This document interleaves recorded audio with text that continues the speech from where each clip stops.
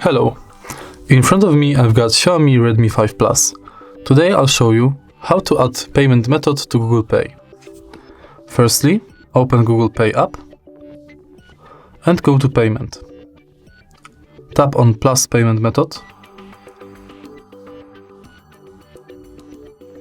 and scan your card or enter details manually. Type your card number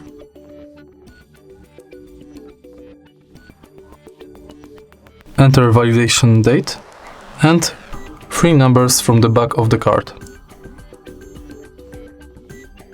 Now enter your name and address.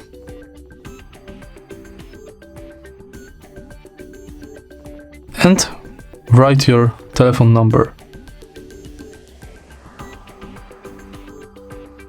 Then save.